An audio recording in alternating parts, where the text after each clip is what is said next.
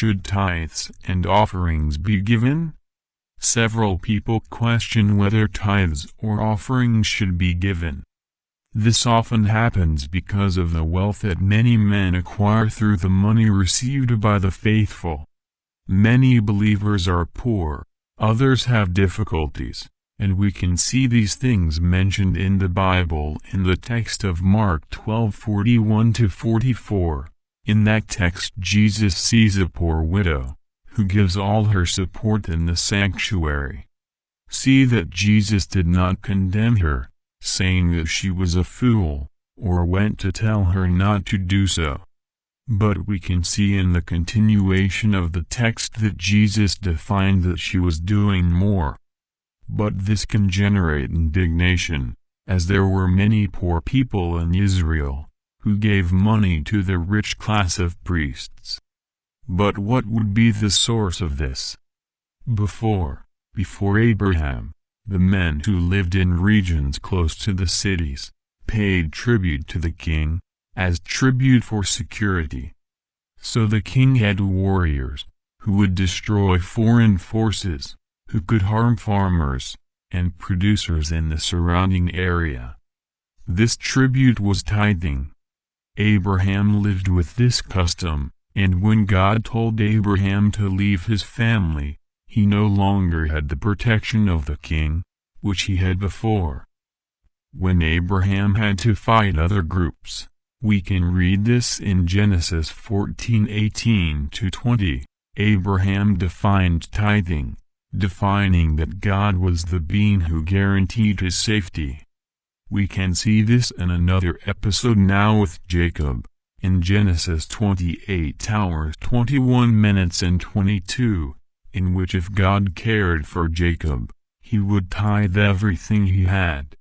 Note that in these verses tithing was not determined by God, it was a decision of the heart, and the priest in this period is the Melchizedek priesthood. In fact, this is the only real priestly line. But coming to the tribe of Levi, in which God had determined that they would be a specialized tribe to the priesthood, a law of the commandments contained in ordinances was now enacted, as it involved these people. And this law can be read in Leviticus 27:32, defining that tithes would go to the Levites. And so we also see in Numbers 18:21, defining that God gave the Levites Israel's tithes. But after the death of Jesus a serious problem occurs. The Levites are no longer priests. And now what we have is the priesthood of Jesus of the Melchizedek order. We can read that in Hebrews 5:6, where it clearly says that Jesus is high priest of the Melchizedek order. And now how do you do with tithing and offering, if you don't have but the Levitical priesthood?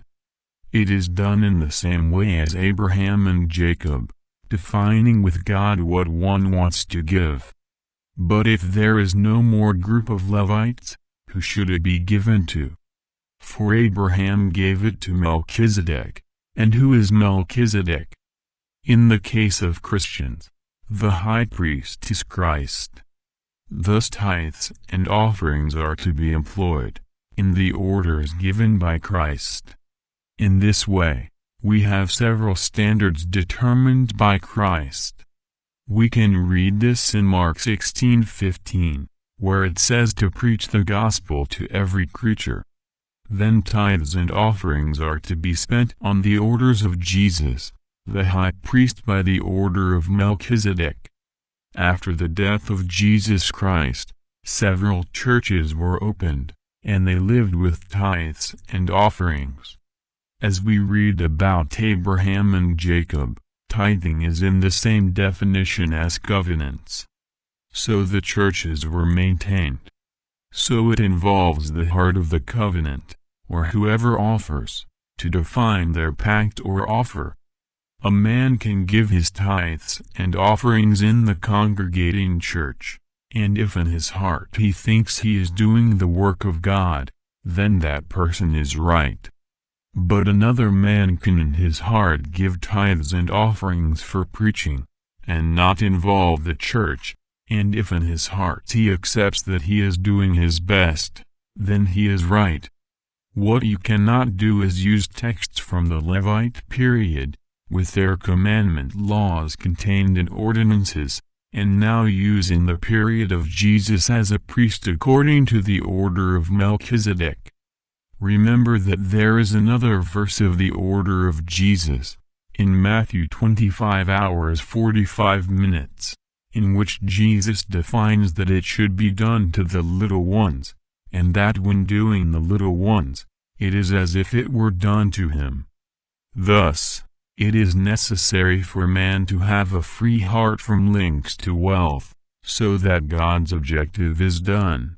This does not mean that he does not have to earn a living, but that he must choose the way that is most linked to preaching gospel, and help the little ones, and lessen having luxury in their life. If the person considers that a church is doing the work of God, then use the money in the church, as if doing the work of God.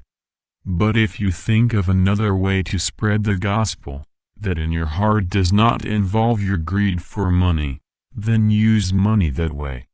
All people will be accountable to God about how they used their income for the cause of Christ, the high priest, according to the order of Melchizedek.